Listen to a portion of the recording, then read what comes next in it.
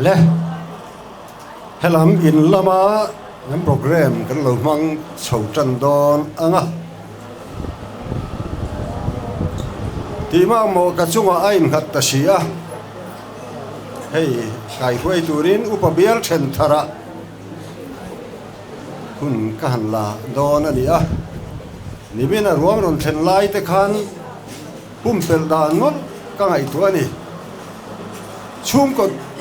thil takin ani he papa mak pa ena min lo en rei tak min lo en tu athi ma thenga ka tu te chunga mangai na lan tir tu ka fa te chunga du sakna a pha kang to ka lan tir thin tu ani na te ka ngai in ruang ron then lai te khanin kamol phawang ti kha ka lau a secretary te kan chairman ten hun kha an han min han chok thei kha ka lom khop me wen ne ro chuanin he kai roi na na hi ko ran in rail bol la kal je la tan ti lo ting turin lom takin ka lo ding ani hele voin pathian ni ro pui tak mai hian upa siam lian hi lalpan choi moi adu tatani ti hi ka thin lunga oma miring hian kan pian ni te nu pui pasal kanin nei ni te kan thi ni te hi khovela choi moi na ro pui na ni kan nei ni ani a enga tinge sunday khera ti te question oma amaro chu choi moi adu chu voinia hianin akal tirani lungleng ko ran kum som nga zet upa ani nuamin an kol tu upa ni chung kum som nga zet ani anung kan zui na te ro pui takawang hianin ngai tua ati tama nuk te po ati rumani achan china hianin thil kong thum le khantalan ka du chu pathian ram thil pek songa pakhat ngai poimo em atu le afa te thleng po a pu thin te kan thria a chu chuan ala da velo ti thleng te hian pathian ram thil pek nga so ma pakhat a bik te ngai poimo em a tin biak in chung le avel zaom taka en kol du em mi ani a min ti mang ang min ti buai fu thin ani rual nau ho gi chu tin ko ran committee ngai poimo em tu ani ti kong thum te hi point shot pui ni in kan tha mek upa siam liana chung chang thua kan ta lang dua achan chin jiana khanin point emoza chu kan hut ani hetiang hian kan hun kan kal sun zom puya bible chang tar ni lek tar lan ka dua chu min wa chuan tong trai na kan henga tin tong trai na ka man nu hian pangpar akwang chunga pangpar da turin bcm lungleng TKP lungleng unit BKCP lungleng unit BMP lungleng unit KNP lungleng unit civil pensioner le CMO office te ai o in pangpar anda anga pangpar da dota hian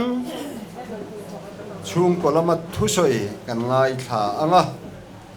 chumi nu a chuan ha sak ho na kan nei anga kan la sak to pa kan la din reng lain le pastor tel man lawa pastor in mal som na in kan hun min khar sakanga to chumi nu a chuan pol lama thalak na wai mai min kai hruai anga tin kan hriat lok tur atan nakin zana helai hmuna foreign land pui min huai tu tan upa ef lan lom zuala tin naktuk thotan chuna upa ef tan kima thotan zana upa zero khom thangate ruat anni tin than lama tong trai turin upa ar lal huliana ruat ani bokani hei lang sang atanga local tele helai kho chunga tanga upa siam liana ro puina ni BCM lungleng ko ran ho min ron man pui tura local zong te kan lal pai suak Christian begin BCM lungleng ayo in chibai kan buk chowa in chunga lom thu kan soyani pathian thu lar ni lekan tar lan du hi korin thon khatna bung som panga thua polan thuru ka hil don cheui ati thu toi te he troi thei hian troi thei lo na sin tu ra ni a he ti thei hian thi thei lo na asin bok tu ra ni lalpan kan zatan mal min som sak thero se amen tuna pangpar da na hun lo phang chun zomang u ama saberin BCM lungleng ayo in upa ef zong than sanga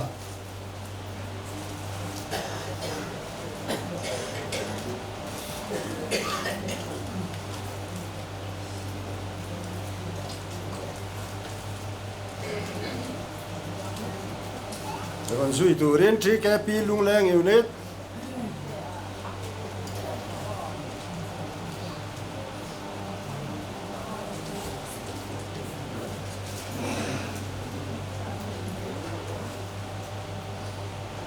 BKCP lungleng unit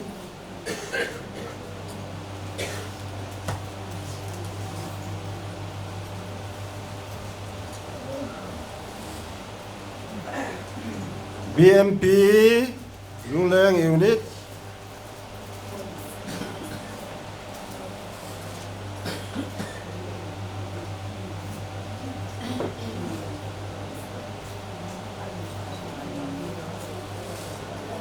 KNP lungleng unit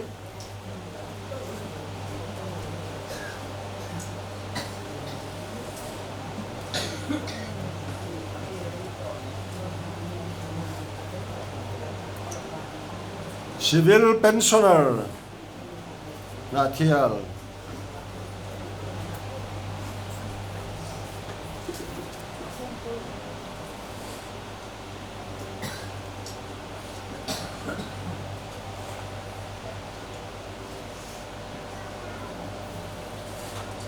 ato ta hian CMO office lam ayo in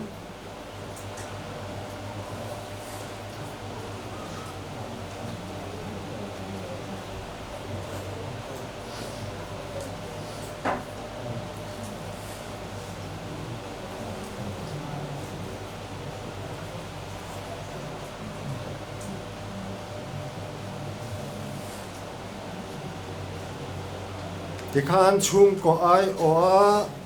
ở thu soi na hun mang tur kan so mga hemi to ta hianin thian fakna la chung kwa atanga than turan nei chuan kan sa anga nia pangpar kha mi bal anga ronda du khan ron zui zel mai ro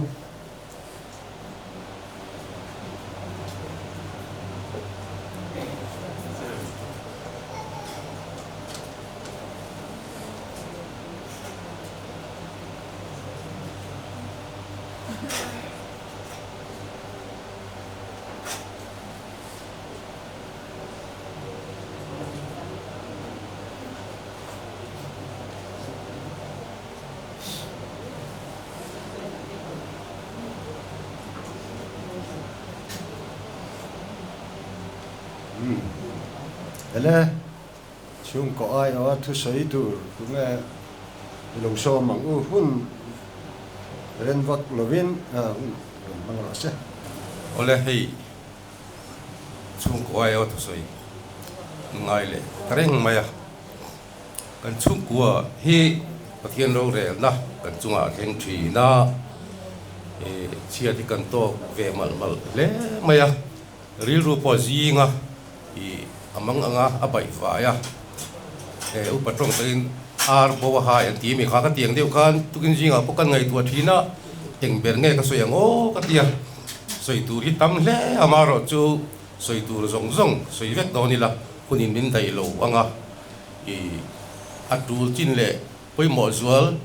ama ne na kan ti ve thin na a chung chan chin na soi thin te le kong dang rang ke mo zong soi tu chu tam le chu ti rual chuan soi ber tu riat hi mahara tin kan soi ve le thim tu thu soi mi kan ni lova i po la po yan aziak mi kan ni ka ti thina aziak atan chuan eng mai ka hu pur lo a soi mi ro chu kan ni lo ti ke ma kai pom dan ania mi thu soi tu ri ziak sak do ni la pakhat ma ka hu pur lo ka ti thina soi do ni lang chuan ka hu pur em ka tiang chi ka kan ya min na ei thak sak da te po thiam ta ula chuan kan soi ma sak ber du chu kha achan chin kan ziaka ziakin kan han sem ve a kata khan afa te tia lal thang pui ti noi chia hi chiwan mal so ma ti kha athen khata chuan boral to let ti in ziak oma then atam zo ka khan kan lo chut sual pala let in tilawin min la dam pui ni om tak khan ngai the kha kan ti sual pal liu nia sang ni panga ko min do la san to an ya ko chi ai mal so ma kha min lo khiat sak kula ka duwa hei achan chin kha kim chang lo de win ti mang kan theng toy kan han zia ka kan han ruam man ve a kala kan soi nual to achan chin kan zia lan na in soi in zia kan zia to ho kan soi to ho ka chu kan soi tam lu tuk lo nga chu ti rual chuan hetami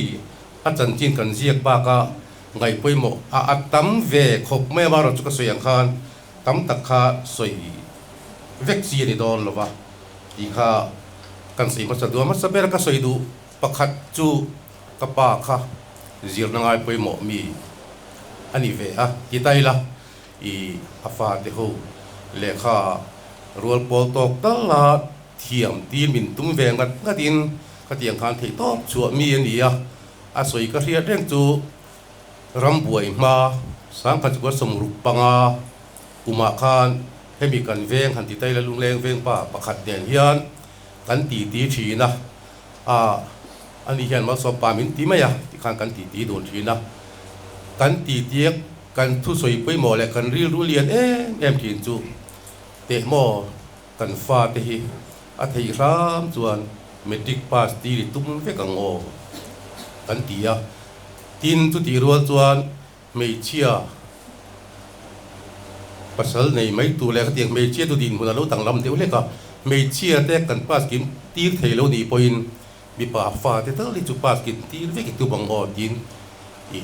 du tu kan sam thi na di chu an soi te la sa ka chu sung ru panga chu rei ve ta vieng mai ta chuan pathian mal som na adonga kan farnu te chuan hi an pass ta lo dangin amingin ka pa fa pa ho chuan metric ta kan pass ve vek ka pathian zara kha adu thu sam le alo dream pakhat kan ti lo tin pathian ni min ti lo tin sak lai poi mo ka ti le mai khala te kha kan sei ma sa lo thei lo ka ti ka ri lu ma sa lian berania tin ama hi khotla le ram te po ti la tan ni ma so na ta na ta them ngai chi ni ya dik le tha a riat to chuan mi ina min an huat tu re mo mi poi han soi pal ang tur chi ven thong vak lo chi khani ve a kan ti tu na po ka soi thin chu di hianin tia thilang kala tho pui te ne ya ko than le na te po niang oi me po vc a po i thu wi tu du dau thin ani hei chu in siam thada ngai kan tia ngoi wang ka thu wi chu adik ber deu zel ani la ti tra thin mi khania ka tiang khan kal tang pop du jiang thin khania khala khan ami zia ka ti khan ya poi soi le mi lo poi lo soi pa te ka ti ko ka anei mu lang ti kan ringa a kha ka te pa khan thu pa kan choi ni ta sela tin biak in sak chung sang kan soi vele dai nga ka pa de ka soi nuai don ania biak in sak hi kha angai poi mo vele maya helai biak in tu na mi ani ka ria khami sak don khan ai zo la kal hi a veng sang sang a son veng sang biak in so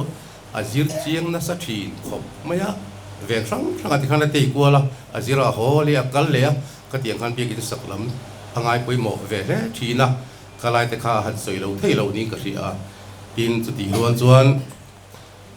ama kha bible chia le tong trai pe mi ani ti kha ka soi vele du thim thima i zinga tho vele hian thing pui ina chuan atong trai bible chiar nge zia thin ani tin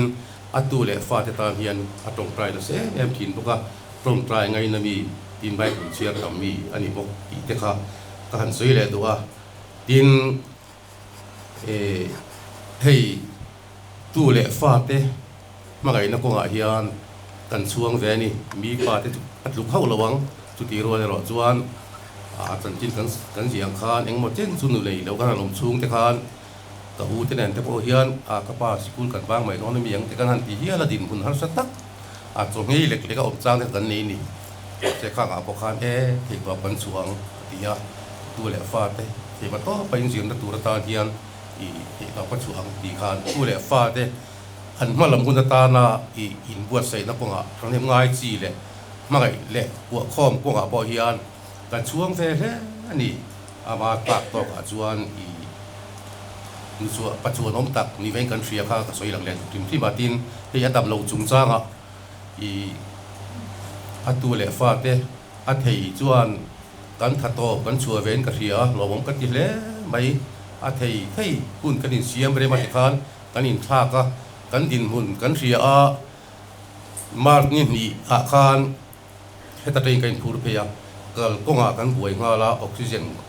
kong tuanin hi pe char chara tu ti rual chuan oxygen han khop kham lo de wan lek voi tam kan dinga iding lo kong u tia a kal mai dong na lo bo ti tu ko wan kal konga khan kan buai thina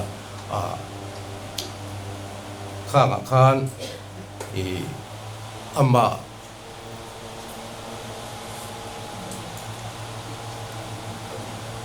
kal mai tu ang lek te khan ahan omin kal mai po in pe ang lek te khan an ong thina khalai kan kal kong te kan bi thla a soi tur tam le mai ma ra chu soi na hun vek an di lo wa i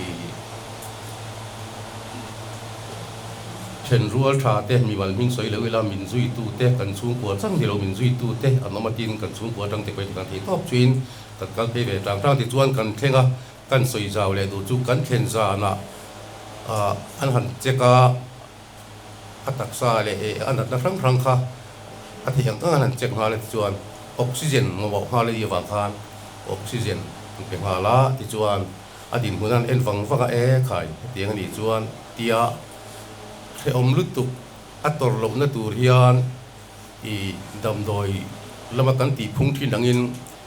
kan chiu mo mai do na mieng len tia tu lu na siam har viau maya amaro chu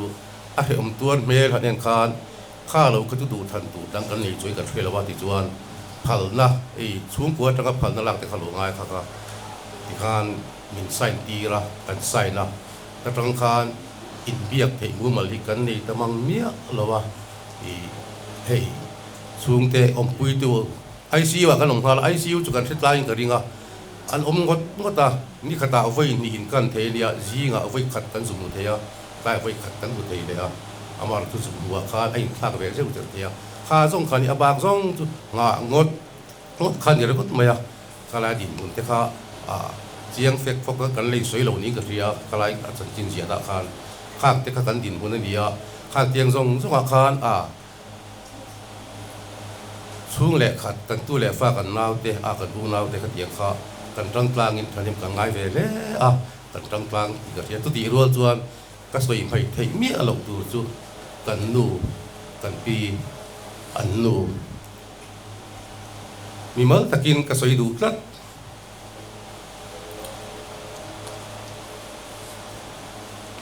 thầy to ở chùa hết tiếng bác hiền mi riêng đi chung in mi nụ bụi pasal hi cái này nên coi big chùa in cái riêng lâu các soi lang du ni chu mi dang zong zong cái này nên coi việc lain kan nu chùa hiền lom thu cái soi lâu thấy lâu rất thầy to bắt chùa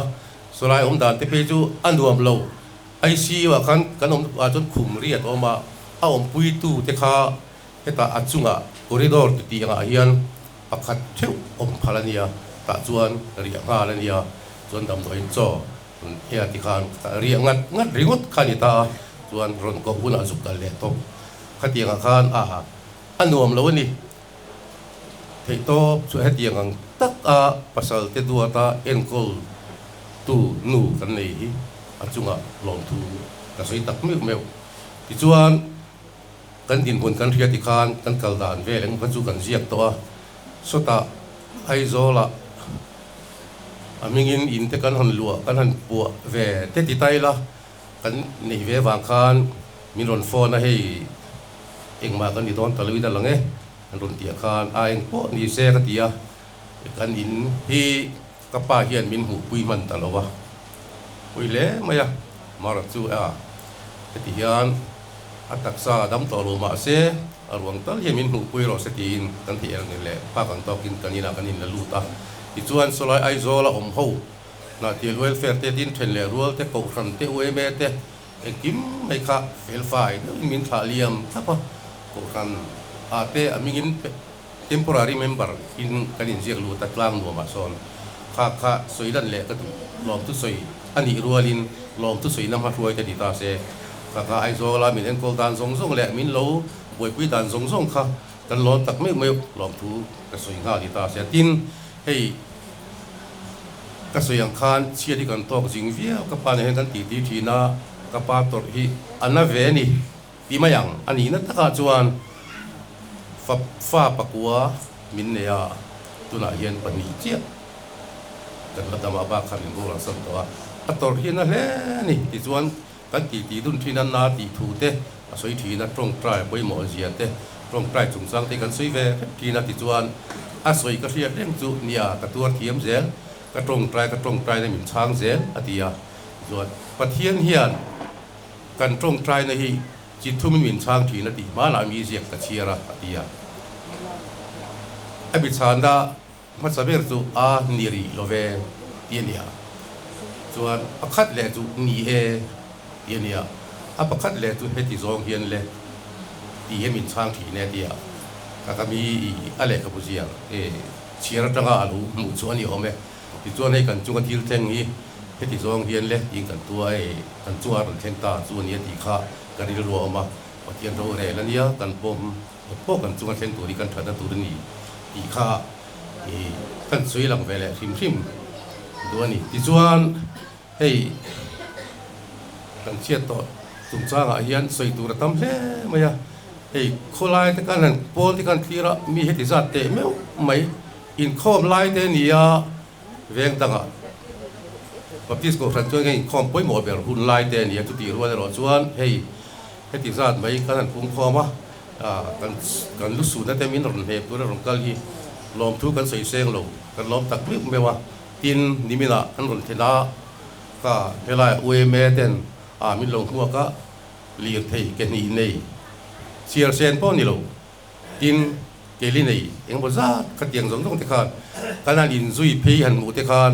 soi turi wa maya lung te po chia mi tui te po in ko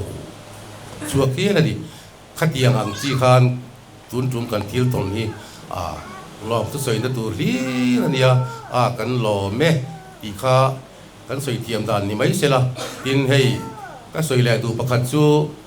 poeme chunga lom thu ran pa soi ka tu na hian tha nan lai mek ning ka ria hei ka soi ang khan kan chung ko hian chet kan tok ve de mot mal boka khilai than wol lui ya kian kan chung ko hu ho de ule ka in phum namuni kan nei dewa chuan kan in da thina chuan ni zana poeme thui tu te kan bia kla kan hun la om in soi po ngai le kan lo tum sa diam timin han ti te kha min bar khai ni min ngai tu zia kan chung kwa min ngai tu zia kan thia kan lom tak mai wai oi ma chu kan lom tin ko khanin hei pui sui takin eng kim ti ngai eng kim du thu sa mang thap ani vek mai eng zong zong min ti sak na te min tor pui na te min nem na zong zong hian lom tu seng sen lo kan ba lom tu kan soi tak mai mai ani ti kha kan soi thei chin chu ni mai te se kan lo me tin lung kan kha range le pangpar kha kan la da kim lo an lo ziak lo wei me Lunglang branch ai o in pangpar tu na lo da le ro se lo so mang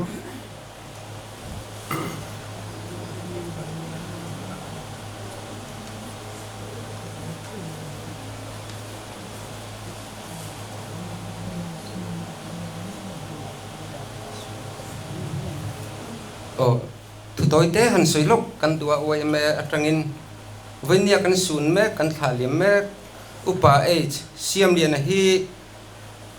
oi me Lunglang branch hi kum sang ka sakwa som sri le pali January ni rukhan din ani a chuta kan president masaber chu venia kan sun me kan thalim me pu age siam lian hi ani ti venia thaliam tura rongkal zong zong te ma hian soilan tul kan ti a Lunglang khotlang tan mai ni lo na thial khotana mi tangkai mi tho hlok takani ti te kan han soi du a ti chuan pu upa e siam ne hi kum sanga chakwa som sari le pali atanga sang khat chakwa som sari pasari thang khan me Lunglang branch hian president ni na achela chumin nuwa chuan advisor ate kum engamusat a oma ti chuan voin ni thleng hian me Lunglang branch hian kan member pui ani ti kha voin ni hin kan puang duwa kumin sang ni som ni le paruk me member kanin la ka po khan kapi hian nang chuni to lawang iu pato sia a han ti chung chung po khan kei chu kathi ni thangin me member kani don ti me member ala in petlat ani ti te kan soi du a ti chon ni a hian kan thaliam me upa asiam le na hi me Lunglang branch chuan kan ui tak zet zeta ni a hian a pualin thil tam kan ti theilowa kan ti thei chu an kuang chunga pangpar da ani a chin chu mai ba ka chuan zan lama ko ran program te kan man zo nu thole zana hian apualin me Lunglang branch chuan hun kan mang le don ani ti kan han puang lok du bok ani tuna hian akuang chunga pangpar da na kan lo na yanga kan nula in lo da nga ada chung hian a the piang te milo din saktun kan han ngen chu ni e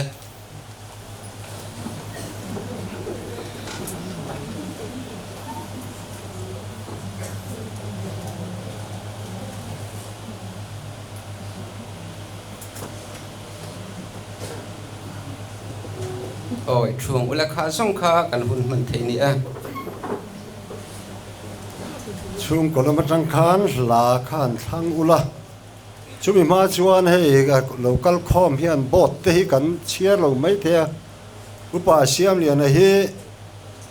thoha at boralani a chuap lam that lo wangin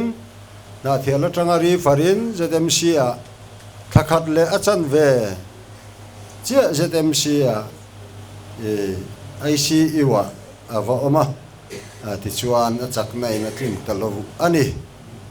tin kan soita kan khan ko ran upa kum som nga atlin na chia he khovel hi a chua san bokani ti kha kan ta lang non le du ani ale eng lang eng han tur kan nem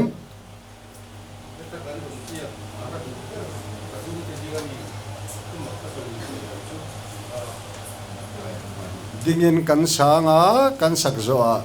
kan bial tu pastor ren mai zaman mal som na in kan hun min khar sak don ya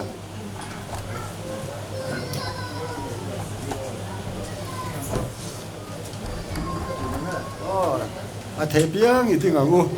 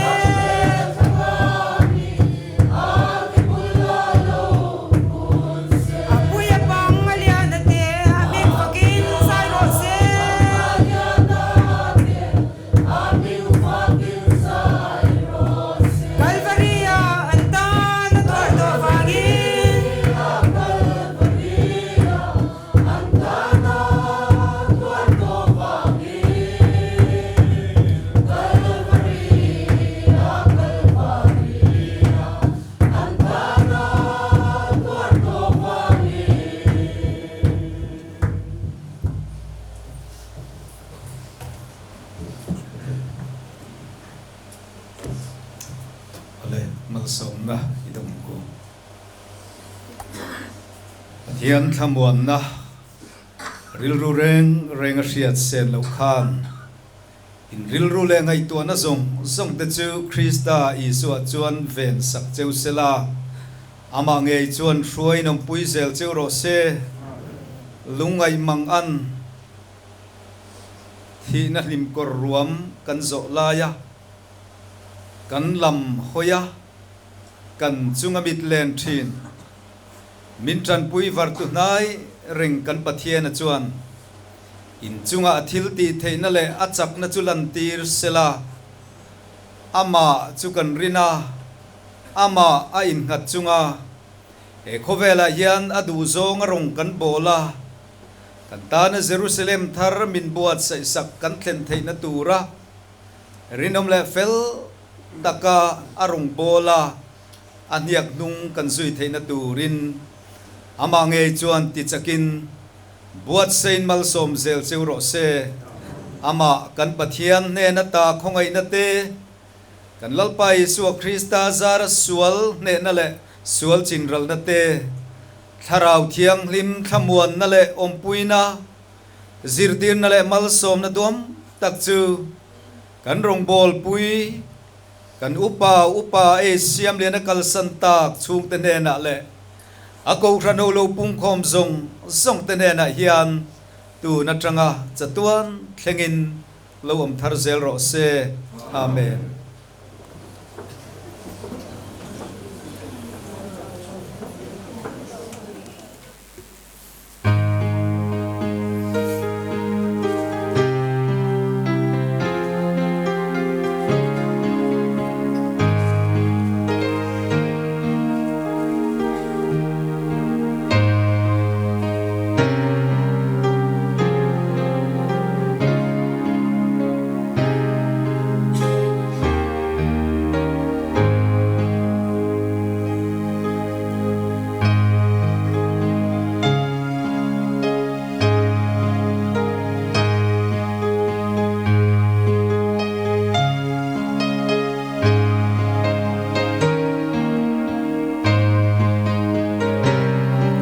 kan upa te kha thut na huna lo thu zel sela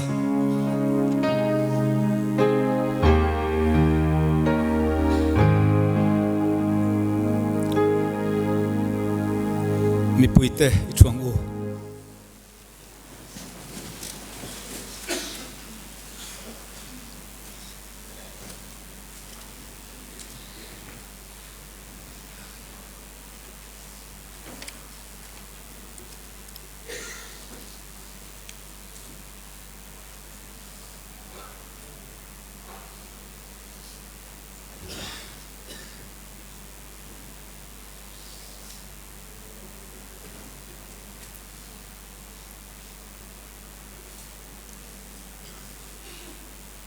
kan mule kan sia tangin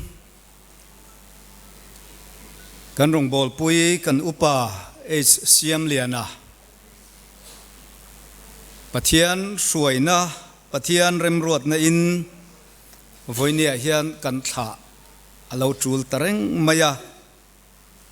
mishing lam thirna changa ngai tu chuan thil lung chiat thak tak chan na rap thak chan na satak ani in ka sia a ko ranten adam theina turin atan theitop chuin kan tong trai thina lalpan heti hian arong bol na chol san turin anhena lo ruai ta a kan tha alo tul ta ani voina hian ama leina ta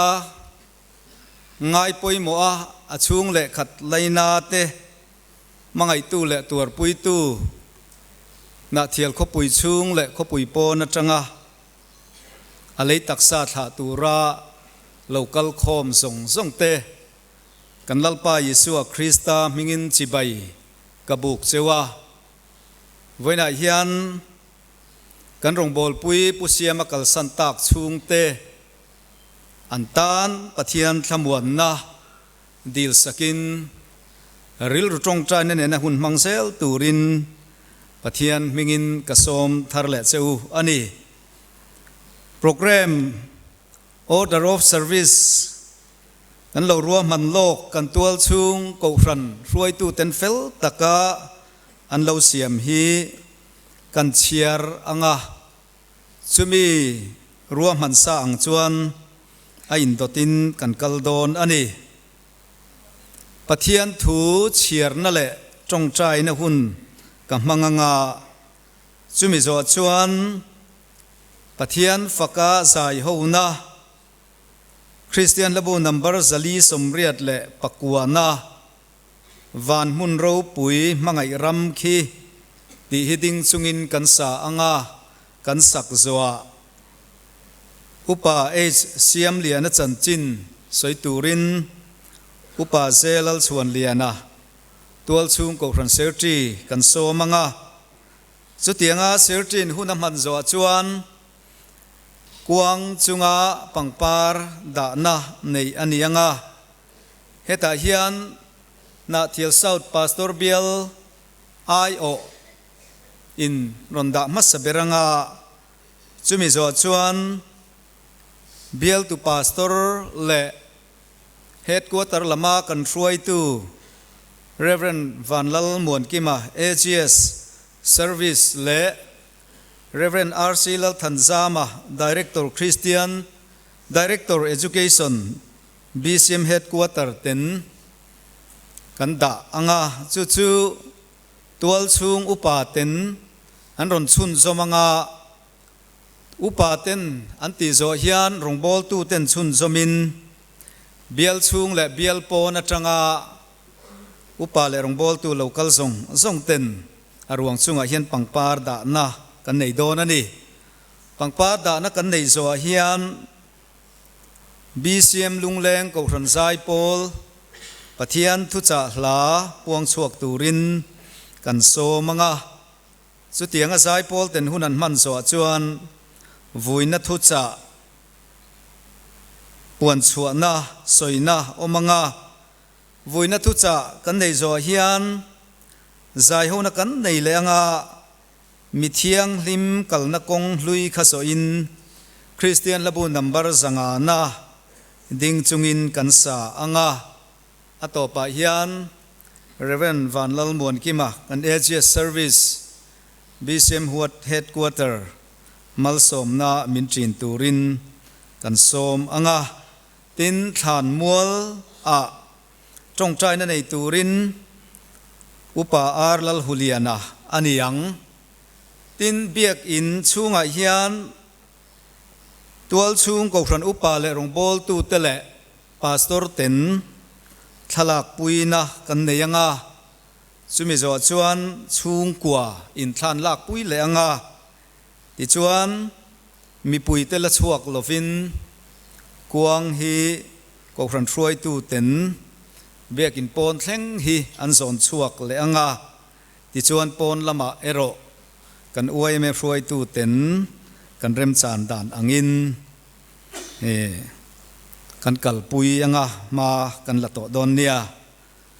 pathian thu thiang lim chiarin ingai thang u sam number somli le parukna chang khat pathian chu kanin hum him na le kan chakna mang an laya tranpui var tu nai reng ani pathian nung ma kunin i tong tayang u kan lalpa le kan pathian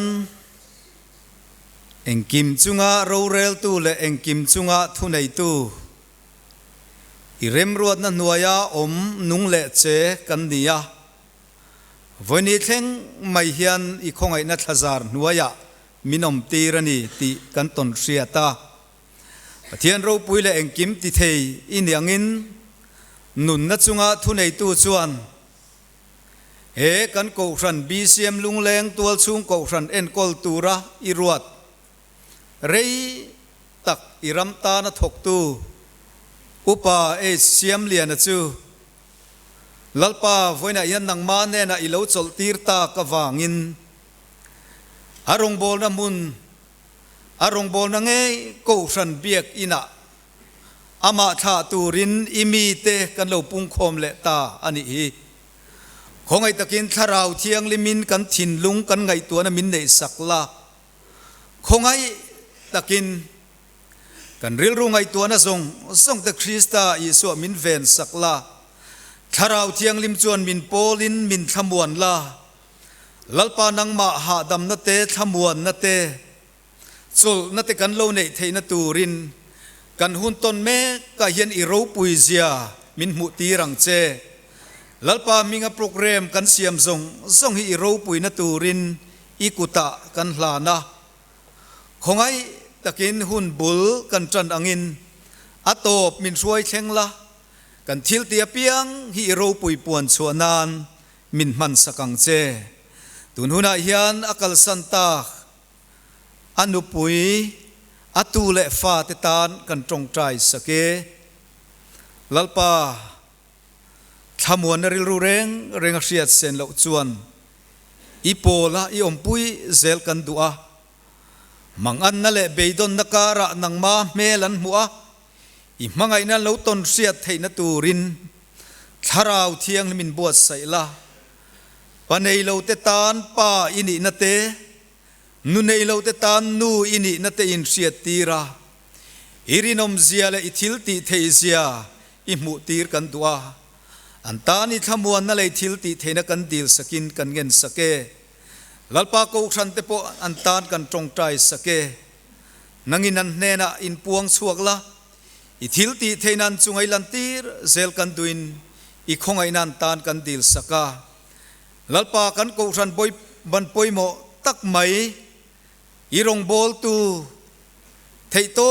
chu itana ke pen thin ani nei ria a he athina chana yan arong bol to na te ngai tu chunga asul nu chu theito parong kan bol theina tur point he lei taksa kan tha na nge program po hi mal som na ichantir kan duai khongai na kan dil boke kan hun le ke ma ni te kuta kan in kol tira engkim kan ti hi ming ro pui puan chuana ke ni tan mal som na lo ni theina turin heng himin mangai tu kan lalpai su Krista mingin kan dile amen pathian kan fakle kan soi moina turin dingin hla kan sahowanga chumi zo chuan tual chung ko ran sertri upa HCM lena chanchin soi turin kan som don nia kan zafa in idingang u van hun ro pui mangai ram khi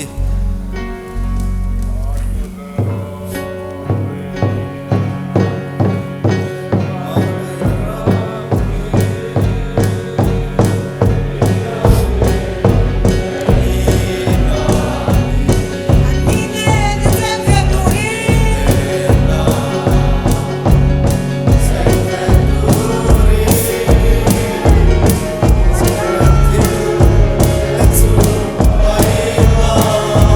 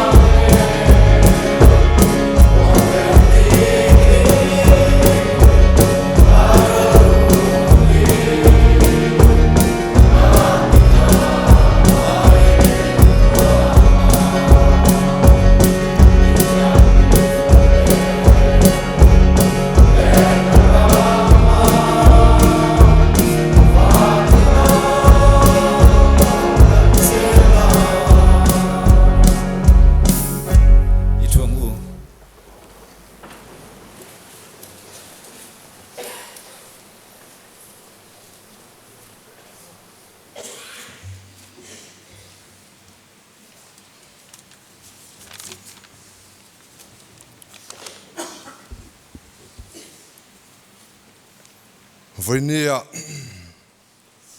upa HCM liana thana huna in khoma local zong te ko ran nei tu luber kan lalpai suwa Krista mingin le ko ran ayo BCM lungleng ko ran ayo in chibai buk cheu ani he voinia hian pathian le a ko ran tana kan rong bol pui lutak mai upa HCM liana voinia a chan chin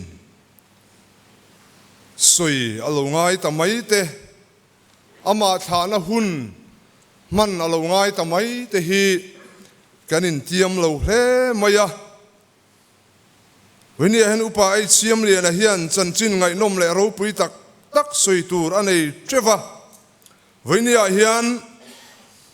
soi do nila kan soi seng lovanga ko khana arong bol na chan chin tang pui chau tak voinia hian kan han ta lang don ani masabera chuan upa HCM lian hi April ni som ni le pasari sangkat zakwa som thum le panga a rotang isa lopianga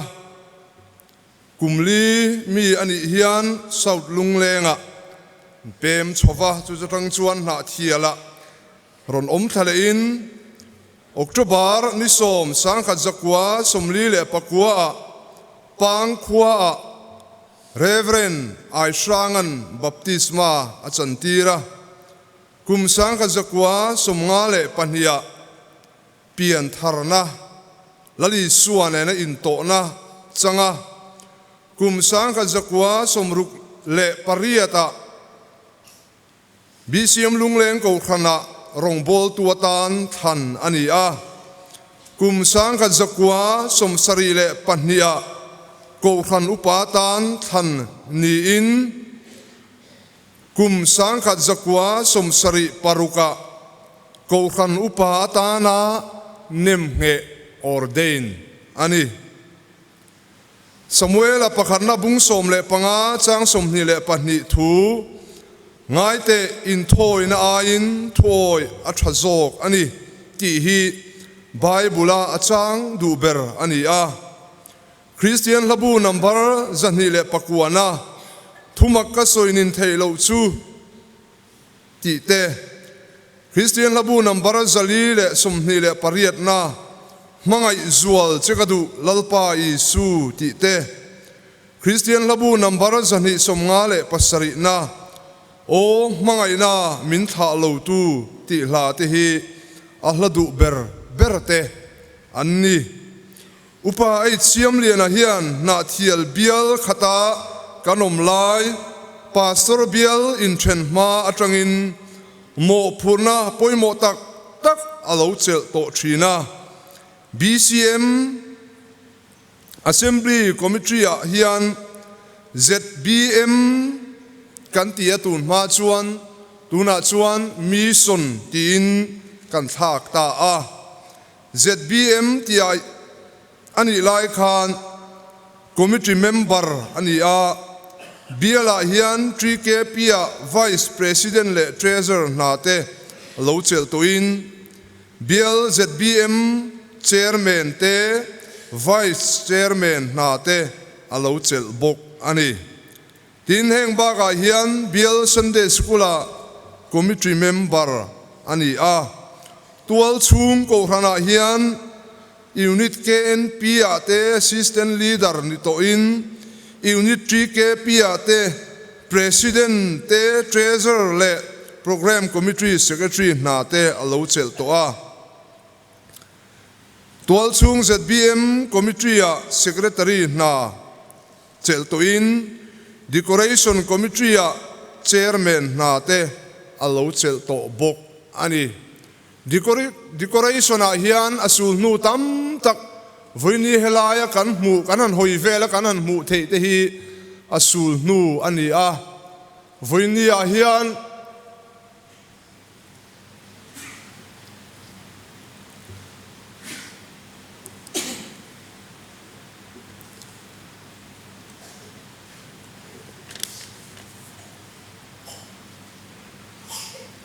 pathian ram ave na pia lama hian ko thanina building sang kan nei te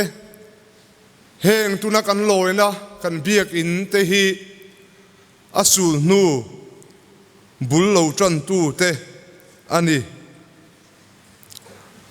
ko than committee a hian chairman te secretary te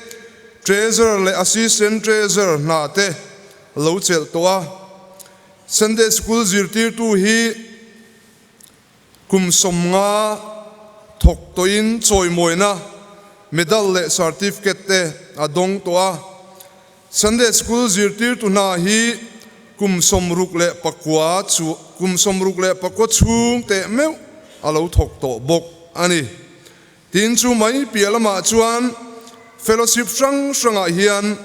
senior advisor na te alo chel bok ani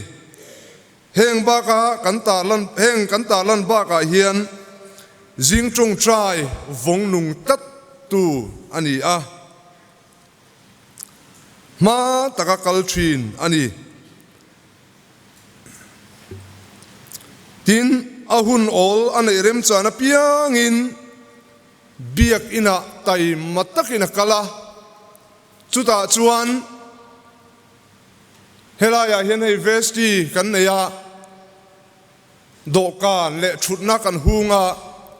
chumia chuanin tai tina adama athei ani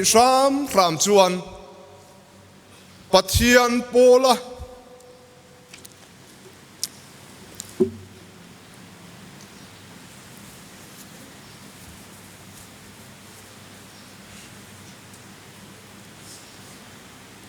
ko than ho te tan te tu le fa te tana than hem ngai taka trong trai thin mi ani hin chu mai pialama chuan achina kan soi tak ang khan biak in le afel von fai konga te alo za zual deu theina tur konga te po hian thei to pin tran ala a thei I kani chuan mun phia le bol hlo ru na hi akuta hian chota biak in le avel te hi zinga te chuna te daya te ahman rem chana piang hian biak in le avel hi abal hi ahlau ema chutiang khopa biak in le avel von fai konga po chuan thei to pa ma la chutiang ang mi chuani ti hi voinia hian kan han tar lang le du boka bal a hi mu shriomati em a thei to pin biak in le avel te vong faya chu tiang ang mi chu ani tin chu mai pialama chuan angai poimo em ko khan alo zom na turte alo thiang lim zel na turte thang le thar te na biak in chung menar kan hria theina turte in henglaya pulpit ma sakrament dokan te hi adu duinan hung san turani lo ti te hi athuro lum ani a hey po hi abaya data te po hian aziak lang nge ani pulpit te hi aza ema heng pulpit te hi lon mai te khoi mai te hi adu lawa chutiang khopa heng pathian mai cham kan nei te vong nung tu ani atop na bera chuan hebrai bung som le pathum chang saria in ho tu pathian thu lo hril tu cheu chu shereng ula anom dana thil chuak chungai tu in an rin dan zir tu ni ro u tia kan mu angin kan tha mek upa siam le na nun le arong bol na en ton tur min nu chia zong te hi vong nung reng tur le pathian ro pui na tura chom nung zel turin ko ran ho te pathianin min suai zel ro se kalome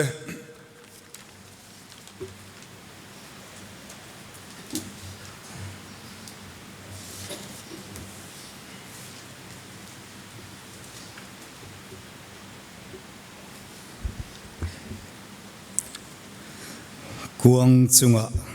pangpar da na nei dona nga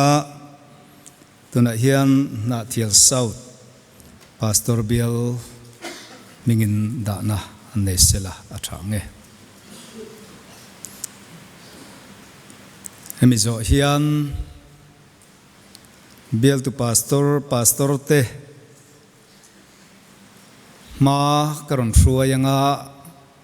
pastor pumwanten minzuyanga pastor puzamten minzui le anga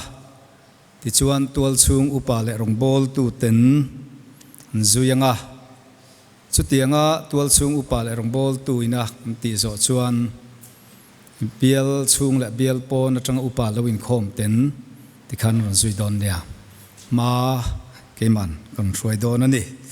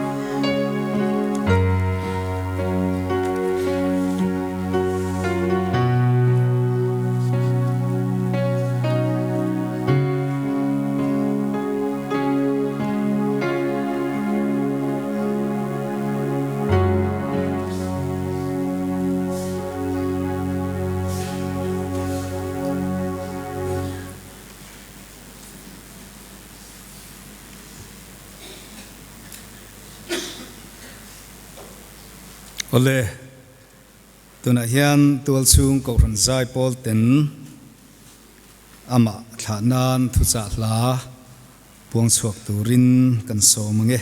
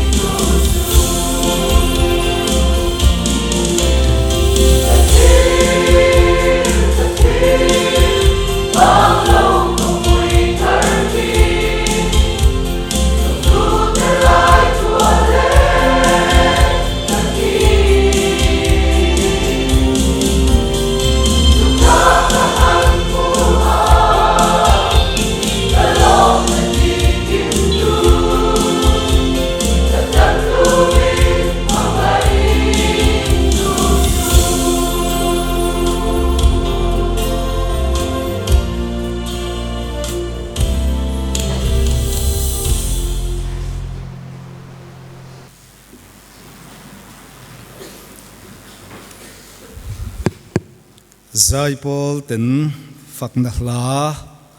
an hlamte lalpan kan zavayatan malmin som sakro se amen pathian thu mun khata ka chiaranga thu cha ngai thadon nia hebrai mi te ne na le khathon bung som le pakhat chang som le paruk bi le chang som thum pathum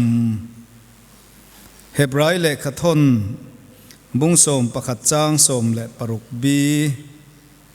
le chang som thum pathum chu ti chuan pathianin an pathian tia om chu azak love an tan khua lam alo buat sai sak to sia chang som thum le pathuma chung te chuan rin na in ram ten la a thil fel an tia thu tiam te an changa sakei bak nei kha te an ti chi saka athu thiang lim kan chiar te lalpan kan za atan malmin som sakro se amen kan sun kan tha mek upa h siam lian hi a chan chin han chiar hian ro pui hle in ka sia a kong tam taka pathian in mal asom bi ni te in ka sia a avan nei ka ti tak zet ani atu le fa chung khat laina te voina hian ka ngai tua na oma chuan in van nei hle mai ti hi karil ruwa om mani chuwang chuan pusia ma hi lom chunga tha liam turani lom thu soi chunga ama tha liam thei hi ama po hian adu berang a ti hi ka ngai tua na a oma pathianin dam reina apea mi ring dam chen bible a soi kumsom sari ati pialam kumsom ni chuang lalpan malsom na dam reina apea chutianga tu le fa te uap theya hetianga adam pui cheu hi aro pui ani ti hi voine hin kan ria thar kadu hle mai tin chuti lai chuan ko khan en kol tura upa ani china po kum som nga an bat liam te hi aro pui katia kum som nga tling lo tam tak ama tha tu le sun pui tu zinga kan lo kalin ka ria upa siak thi rongbol lalpa ta na thei to chua rongbola kum som nga rongan bol thei hi mi bik te chan vo lalpan apek ni hian ka sia a voina hian alung chezong alung leng zong aril runa zong ngai tua chuan ril runat na tura tamang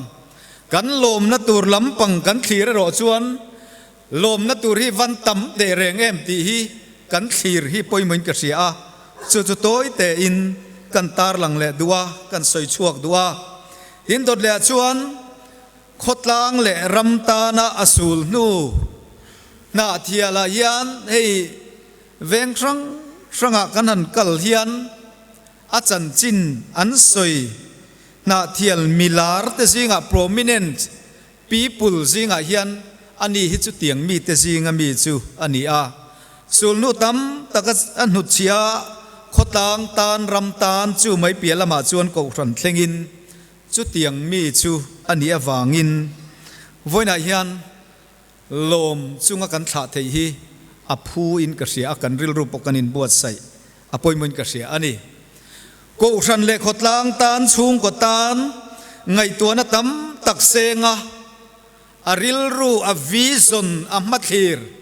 lalpan ama a ada le apek hi len chua tu ma thei to chua mi ania chung ko lam le a chan chin ko ran atanga roi tu atanga kan ngai thla kang khan ama hi fak po ngai lo ani na ve rim rima chu chon lalpan abuat sai dan le adin dan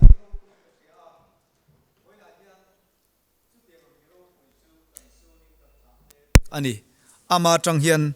en ton tur van tam em tin an mani chung ko bi ka ngai tua pa ni hi chu thei ve mai ava patling em pu ni te avatlin em te ka tia ka ngai tua chu tiang chuan in le lo adin dan te a in le lova atu le fa te ta na rowat nu chia te tun thleng maya a ke pen dan te le lalpa rong bol na le chung ko ta na lalpan mala som dan khir hian voina hian lom na tur van tam te reng em mi te chan phak lo kan changani lalpan nama kaltlangin malmin som ani voina hian ani chu pathianin arong bol na atok to e ti in anena lo chok tirta ani mi singina kan lau ber chu nat te ni a nat na hingat nge kan du lova natuar om te kan du lo kan chak lo kan lo chin kan ti chuan aken tel thi na ni chin wang ani a amaro chu thi na chu kan ma chona tula kan ma chon me ka kan la ma chon zel dona chu wang tak mai chuan keima ni nun hi apoi mo ta thina chu thi na zong lo theng to thina chuan kan ril ru in sereng ila ka du chu thi na hi to plen na ni lovani ti hi ni thi na hi than le a thi na yan na to pa kan ngai ni chuan kan nun local zel tur te le thi na lim ko ruama kan nun kan man te le kan rong bol na peng te po hian om zia om lovanga chawang chuan chu thi na pia chuan be sei tur lalpan min siam sakani ti min ti chian sak awangin min siam sak awangin voina hian he khovel thi na pia rama hian in ha na tur be sei na le mathlir kan nei ani ti hi kan riat to nu hi i se thar tengu ti in ka han soi thar vele du ani pusiama chanchina yan thil pani pathum ka soyanga chu ama thana ta na ka du ani a tuna ka soite po kha engpo ni sela a thavek in ka ria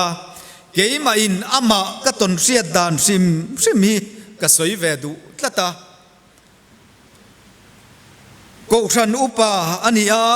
upalam ani kum som kwa ani nu lama hi ke ni te pe chu kan hanom ve a chu tiang chuan ke ai se chiang zok tam takin omang ti ka ringa chu ti lai kara ama a chan chin soi ka du chu hei hi ani mangai na a mi te kwa khom thin ani ti hi ka thin lunga hian apom dan ani chu an chung koin har satna an to na chana ama har satna ama chon asoina tangte in an mani chung ko nge ya atua fa te in nei na chumia malak na chungchang asoina tangin chiang em in ka ria a chawang chon ama apathian in mangai na ada hian midang atuam tama chu ko sana te lang chuaka chung kwa te alang chuaka a chiang len ka ria he ke ni po hi azar zo tu chung kwa kan nia chuwang chon kan soilang ve sim du kan tar lang du ani voinen chu tiang mi manga inanga tak tian soi tai la poilovin ka ria valte an nupuya nei dona palayan tir don khan minron phona tian minron phona ni pusam te inai omem thil lom omron soi tur ka ria chuwang chon i om chon ka local don ani atia o ome ina koma local ro katia theilovin tiang hol chung in locala a atu le fa te ta na chung ko ta na alom zia a mel a soilai mel ka mu te nu pe nei tura ruam manan siam dan te le a thin lunga mangai na luang chuak nia ka mu kha voine hian kan tar lang ve sim du ani hina dot le chuan ka tar lan du ka soi chua du chu pastor te rong bol tu te ngai poimo upa senior hun rei tak rong bol ko ran en kol ni chunga ke ni no pangzok te po za thiam em ma chu tiang anga rong bol pui thiam chu ani ti hi ama hian ka soidu ani chu ko ran ta na vision te khotlang ta na vision te tin bial kan kalzel na turata na ko ran kan enkol na turata na a experience min ser tele rong bol na dan turatanga kan bial dan te po hi min silve na sa a chuan rong kan bol na tura in pum khat na te tho na thazo kom thei na tur hian eng ma pathian ram ta na thil thatur hi asoi selo min du saka chu pastor te tho pui thiam ani na le rong bol na po hian chu poi mo in ka sia voina hian toy te in kantar lang tel vele du are tin an mani afa tenge khan so in ka sia chung ko ayo khan vakalila an ina lutila bible lo chiar ke va chu tiang chuan ama personal integration ama a pathian ne na anin lai chi nei ngai poimo em maya chu aro pui ka de voi ne hian ama en ton tur thil tam tak kan soi to te zinga hian thil poimo tak nin ka sia rong kan bol zel na tan po poimo in ka sia chu kan han puang chuak ani tin pathian aton siat dana hi achiang in ka sia sam number somli le paruk na chang khata khan pathian chu kanin hum him na le kan chak na mang an lai tran pui var tu nai rengani ti ama yen a chiang em maya sam ziak tuin lalpa pathian chu tunge pathian ani ti pathian that ziate arinom ziate mang an lai tran pui var tu ha cholna khamuan na mani nge po chak na ani zia hi aton siata heya chanchin ziana tang hian a u le naw pangalai asuna chu tiang chuan afa te chu tizat asun boka alusun na atanga thiltam tak aton tur te le anat dan tur te ka ngai tu pui hian ama angalalpa ton siat na sa hi kan tam vak lawanga tin kan biala hian ka chudani chumia tang chuan lalpa pathian chu ka in hum him na le ka chakna mangan lai tran pui var tu nai reng ti hi alo ton siat to a chung kwa voinia atu le fa te poin arong bol pui ko san te po hian chup ka pathian a chu a pathian zia ro pui zia mangai tu le khongai tu mangan lai tran pui var tu nai reng ani nei ton siat thar turin ama tang hian in bua sai thar tengu ti in kanin cha ani chung zong mit tui tak na kara adu than ni lo thil thleng tam tak kara chuan arin pathiana chuan arin om tata rin na faklo kalmasa te ang hian hon na rem chang te kirle na rem chang te poi muma sela adu lova aphak to kin lalpa ronga bola ni china chanchin kan soi an soyang kan mi sian lo te mi siat te poin biak ina lalpa apola aphak to kin ama alandan angin lalpa chu tunge ani aton siat thin chu ni rin na in ke apena helai takhi amoi lai chu ani chuwang chuan mitam takinan chau pui pathian laka po ti tau ve na thin lung vui na thin lung om thei thin zong laka hian arin na avuan tlata mu thei lova chu amua mu thei lovan kan ta na lo buat sai chu amu chiang ema ama hian pathianin an pathian tia om chu zak loveti chianga e pulpita athu soinge mai ko ran group kal tlangan ron tar lan te khan nuk atiulani ke ni yang mai te ta na pathian ka pathian ni om reng ani antia ansar mon te khatiru nang le ke ta nian pathian ni hi zak love atia voina hian ro puisin mishing finna tanga thlir hi chuan pathian ro pui zela mangai nei ton siat har thin pathian khara watang zo ka ama kan trom puina tangero chuan enge mokani le tunge mokani le imi te tunge mokani le ti turi tama pathian khongai nan ton siat thar thina pathian chu mangai tuani ti hi ti chiang thin chowang chuan kan tan khuwa lam alo buat sai toa chumi kanom theina tur kan chen theina tur chuan lalpan khopui thar Jerusalem min buat saya chumi chuan ni chuan rin nei na muwa tharau thiang lim zara athira amua chumi be sei na nen chuan mit tuit la chungi na fe chuaka chang chon ril rupang khing chui na fe chuaka ko ran kal tlangin ronga bola lalpa ta na sengkhom pui tu ani ma se thupuan bung saria chuan ti hian a in zia kani chung mi te chan chin chu heng puan var sin te tu te nge ni ti khan hreom na satakata chuak ho te khan ni chung te chu beram no thisena suinan in tivara an puan te suinan tivara chowang chuan puan var sinin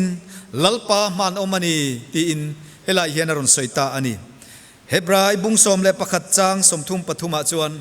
chungmi te chuan rin nain ramten la a thil felantia thil tiam ten changa chumunan chan theina tur chuan kirle na rem chang huma selan kirle du lova an thi thlengin lalpa tan ke an pe na an nunga chu mun chu an lo chang theita ani ti hela hian asoita ni unaw du taktu rinna faklo kalmasa te singa voine hian kan upa du tak mai kan ko hran ban kan chung ko in nga na rin na nin padian ne na acholta pa ang chunga ani chu om to ani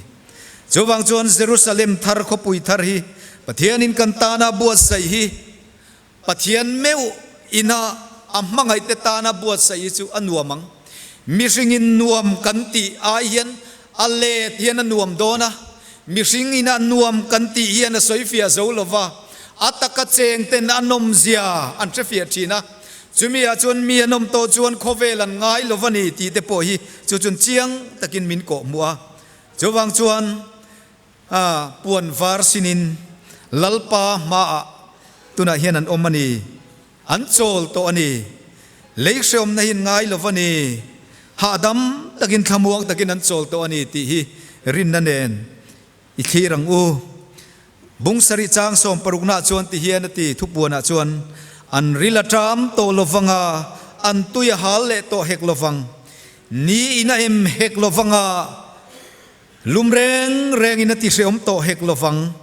pathianin an mitata mitui zong zong a hru fai toang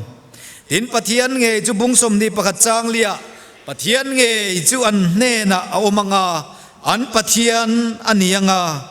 lungai te tra te nat te po om to hek lovang ati anom na yanom em awangin voina hian min ngai lovin an leng to ani unaw du takteu avan poimo te reng em chu mun kan ta na buat sai chu kan khen theina turin keini hian kan dam chungin an hne na om vo turin an sul nu an lo ti to an niak nung zuin rong kan bolake kan pe na ngai ni an chireng reng om to lovanga za na om to lovanga pathian beram no chu an eng aniang ni le tha eng an ngai to lovang ti chon lalpa chu hlim takin an fak to zok don ani ati voina hian kan rong bol pui rong min bol saktu min en kol thin tu kan tha mek na hian ama ne na kan khen theina turin he sing nun hian min ladang mek ani chuti rual he sing nun hi an ma ani kaltanga rinna fak lokal masaten thei to chua an lo beya inti siang na than beyang hian geini point beila chulo man chang tur chuan kan zawai hian in bua sai tharang u ti in ama kan thla na chana hian ama tha tu local khom zong te kan in somin kan in fui tharle ani e atu thiang lim kan puan chua te lalpan kan za atan malmin som sakro se amen pathian kan fakle kan choi moina turin dingin la kan sa anga mithiang lim kalna kong hlui khazo in kan ma lalpan ruaye ti in ding chungin pathian kan choi moyanga kan ladin mek lain Reverend Van Lalmuan kima kan AGS service BCM headquarter in malsom na in kanin khom minti nanga chumi zo chuan pastor pathum tele tual chung upale rong bol tu ten khalak hona kan neyanga chung kolamin nei bokanga ti chuan kuang hi zon chuakin helai biakin chung kan program chu kan mangzo ani ang kan zawa indingin pathian choi moyang u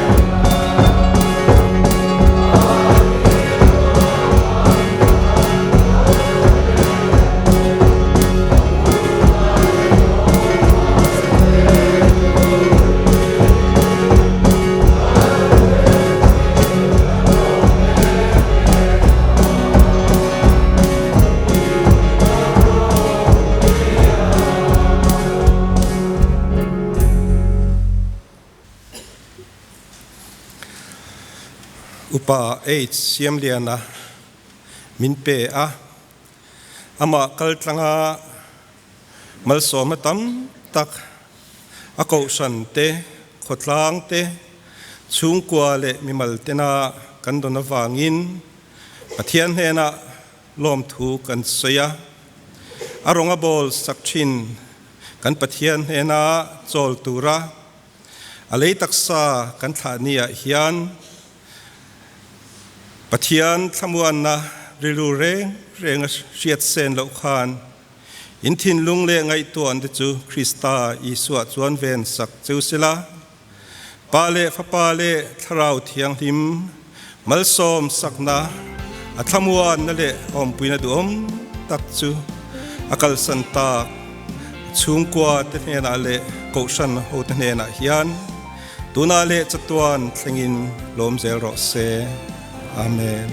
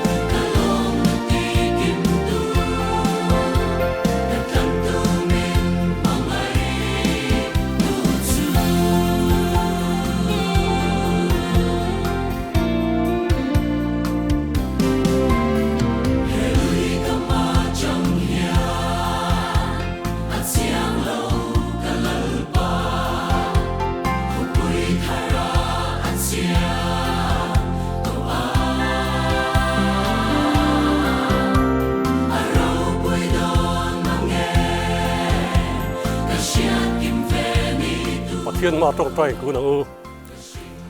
lalpa kan pathian du tak min mangai tu hele a koran hote min pe a chumian kultur chuan lalpa imi te min pe a venne po hian i mangai koran hote en kultu mangai taka choma lalpa nang ma te na mitam tak ruai train tu upa e siam liana chu alei taksa chu helai muna hian lalpa kum khua mule to lo turin kan lo phum le don ta ani helei hi kan kum lun na tur ani lo wangin tian pakhate te in he khovela kan in phum me kani chuti ro le ro chuan ring tu te tan mun min bua sai saka chu muna cha cheng thei tur chuan imi te po hi atharin min buat sai lati in khongai na kanon ngen masa ni ti chuan lai muna lalpa I ko ran te mangai taka en kolin chu main lavin atu le fa chung le khat te po mangai taka en kolin he khovela hunam man me lain akhua jin kong chu zo to pin lalpa helai muna yan ahun nun nung chu kan lo mangta ani venne en lalpa mun ruak te ko rana te chung kwa te khotlanga te hiltam takomang zung chumi hring te hian kan luak khat seng don lo zuwang chon to rana mun ruak te chung kwa mun ruak te zong hi nangma zogin ron luak khat na ti in tuna hi ni khongai na kanon ngen ngal bok ani abik taken tuna ko ran le a chung kwa te kal san tak te thamuan kan ngaya dran pui kan ngaya ni dran pui kan ngai na zo nang ze lamin dran pui min om pui turin I khongai na po tharin kanon ngen ngal boke imi ruai na le kan chon le kan don zong alom tu thil chung chen zong chung phang wa min sandam tu du tok pai su Krista min kan di le amen.